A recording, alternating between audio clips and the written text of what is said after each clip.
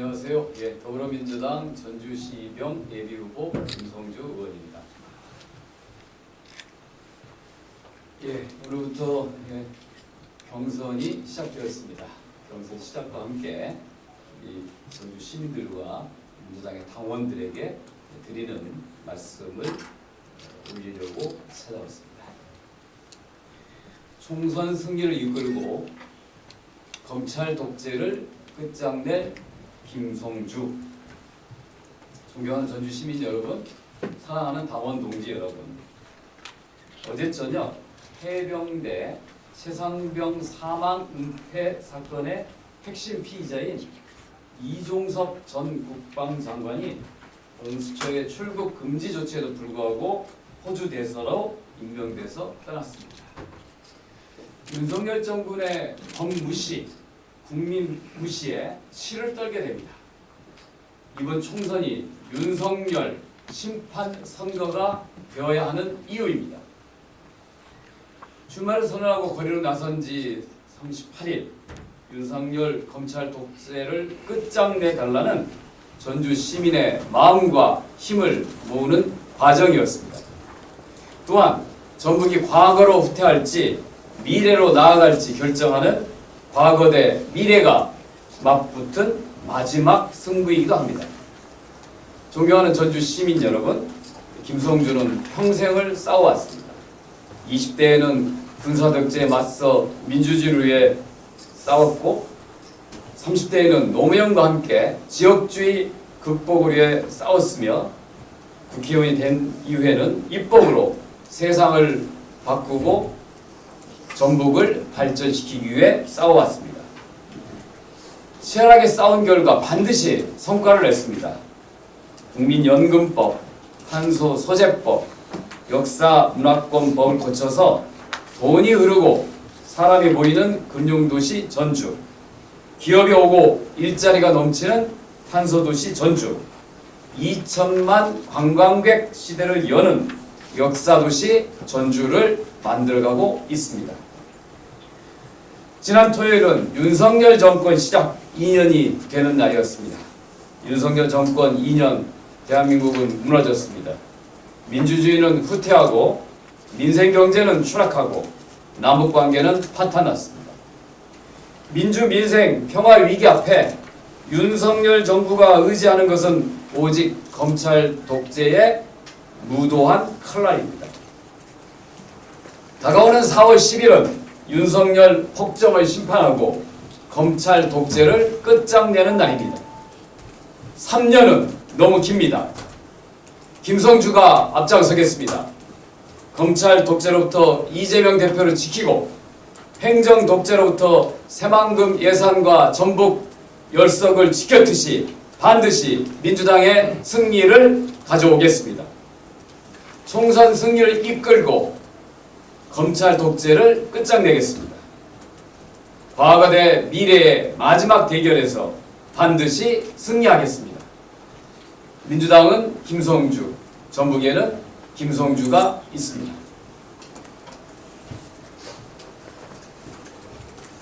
이제 혹시 질의응답이 있으시면 답변 드리도록 하겠습니다.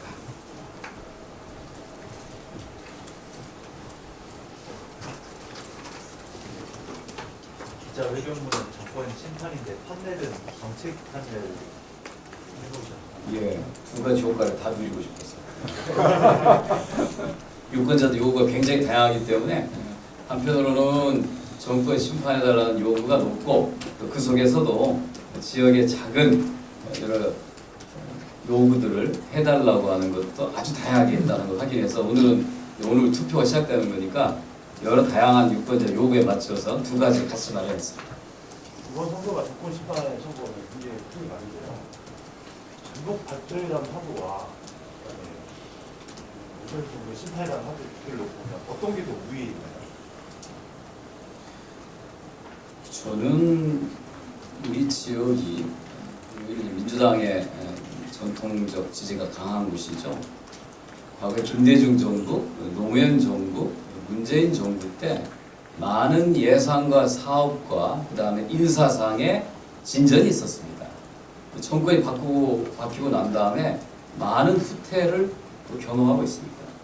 이번 민주당 지금 저한테 지금 투표라는 전화가 오고 있네요. 예, 설마 다시 안 오진 않겠죠?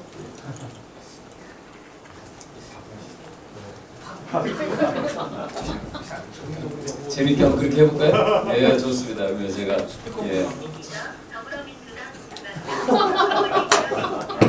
중동의 목소리 듣는 건 아니죠?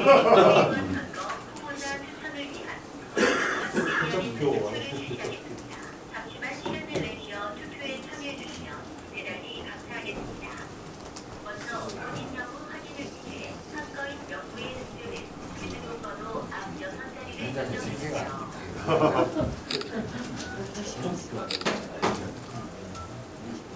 다음에 불러드리는 2명의 후보 중 더불어민주당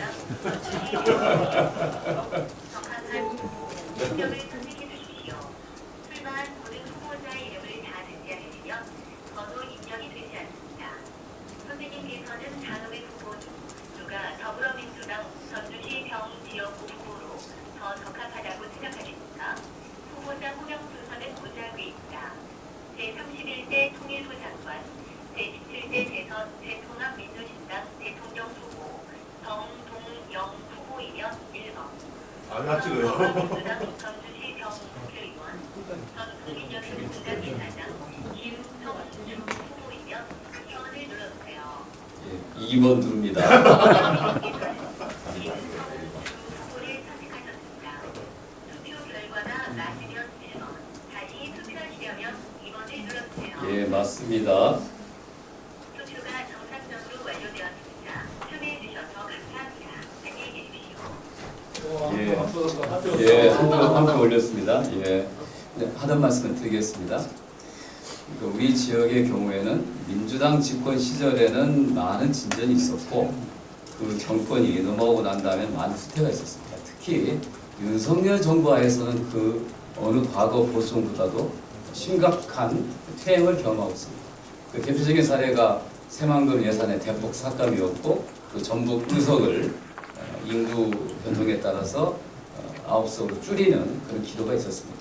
이 둘 다 민주당의 의원들이 똘똘 뭉쳐서 저지해서 이겨냈습니다.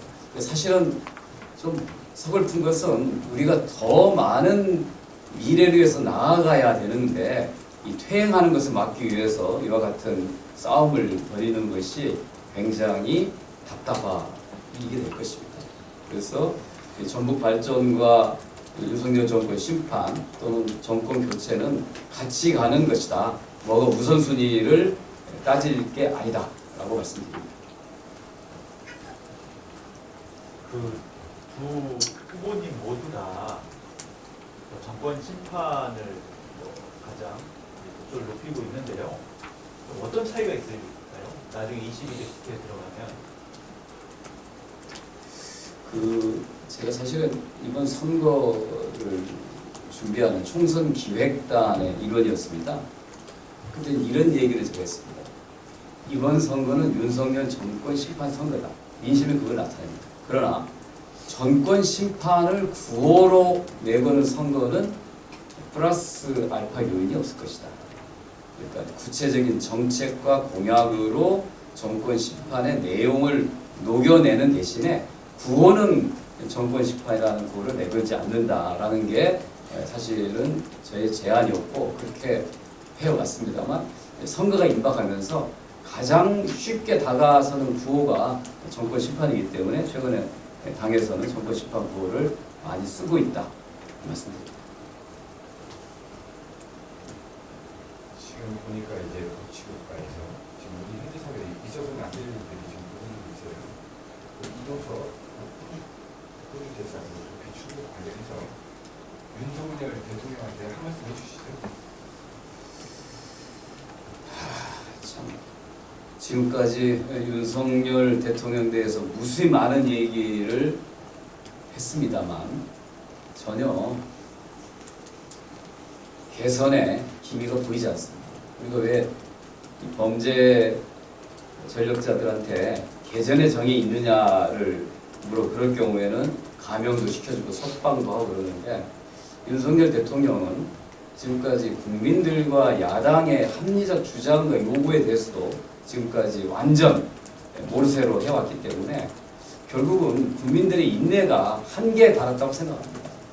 이번 총선이 정권 심판 선거라고 하면 이번 선거 결과에 따라서 윤석열 정부의 기간도 결정될 것이다 이렇게 생각합니다. 제가 3년은 너무 길다고 한 말은 우리 국민들의 생각을 적절하게 대변한 말이라고 말씀드립니다. 민주당이 180억 대도 많은 것을 이용해 보냈어요. 크고나도 이런 것들이 있게 있는데 이번에 목표를 봤더니 151석이에요.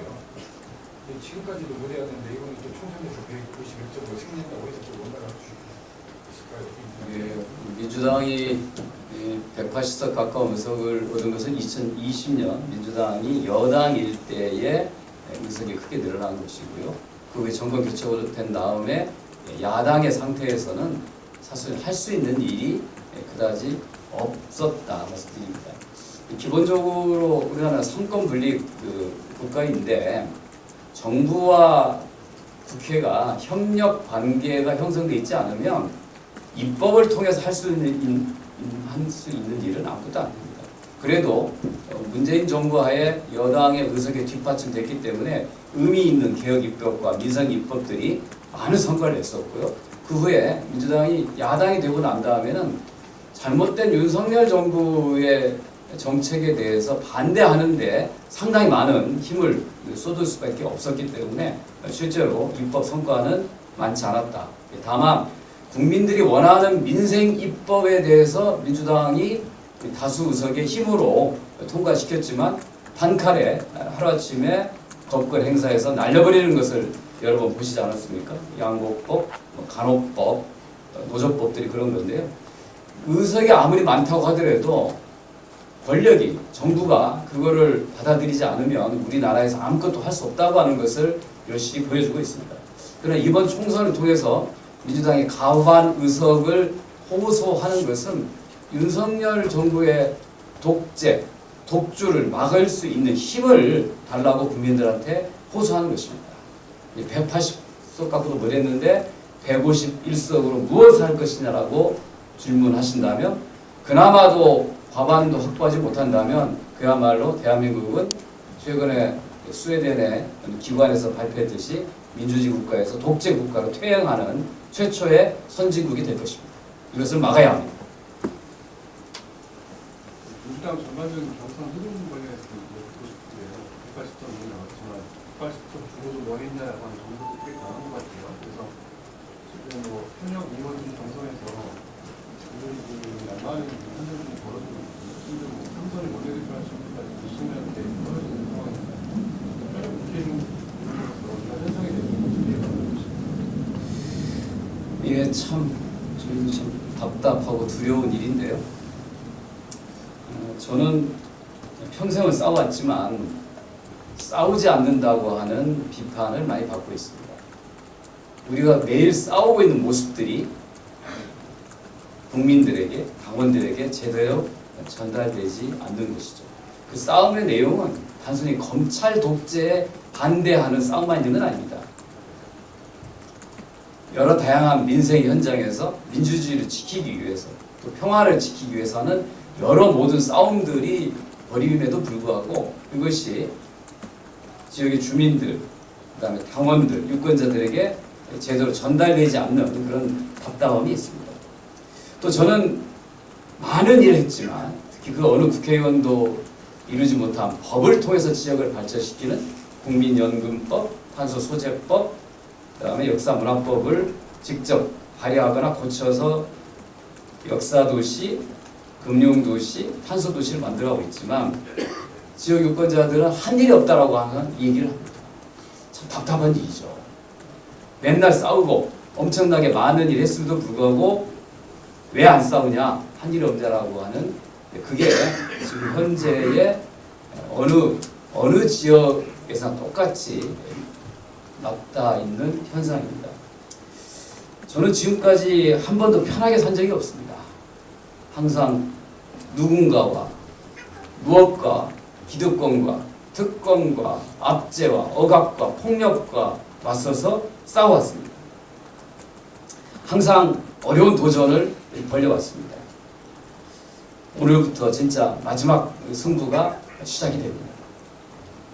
검찰 독재를 끝내려면 어떻게 싸워야 할지, 새로운 세상을 위해서는 누가 나서서 일을 해야 할지 결정하는 순간입니다. 저도 정말 제가 갖고 있는 진심을 지역의 유권자와 당원들에게 정말 꼭 전달해드리고 싶습니다.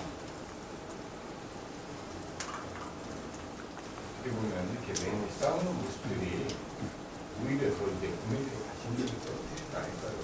옛날에 이렇게 여당, 야당, 그리고 대통령 이렇게 싸우는 모습을 봤더니 정작 이제 부당한 일을 하는 가족들을 국민들이 알고 이거 잘못했구나 판단을 하는데 진짜 좀 싸움에 뭐가 잘못된지 티가 나는 거예요. 싸움을 선택하는 거예요. 뭔가 듣고 하려면 호소하고 눈좀 치고 이런 걸 하는데 이걸 싸움으로만 이제 앞에 대놓고 이제 가는 거니까. 예, 정확한 지적이십니다. 사실은 제가 국회에 있으면서 많은 분들로부터 듣는 얘기는 여기 언론인들도 있고 또 여러 다양한 이해관계자들도 있는데 보통 평범한 국민들은 왜 국회는 맨날 여야가 허구한다 쌈만 하냐라는 비판이 훨씬 더 많습니다.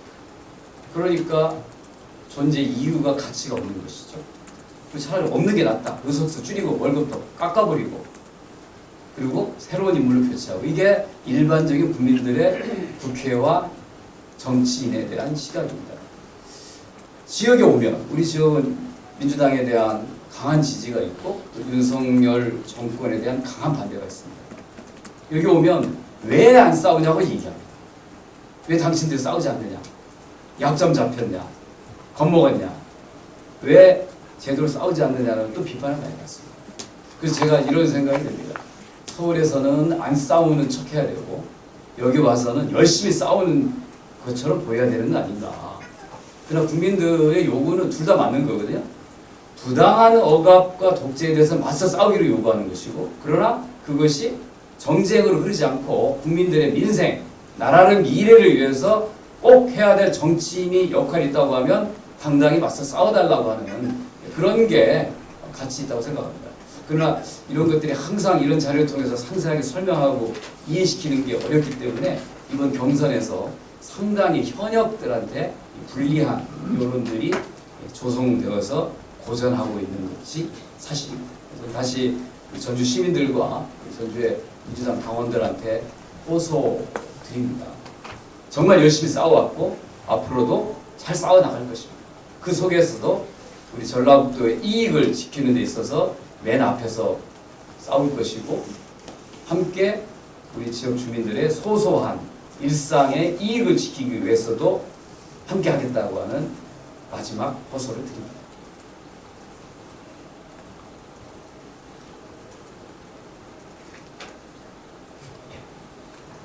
추가적인 질문 없으시면 같이 듣겠습니다.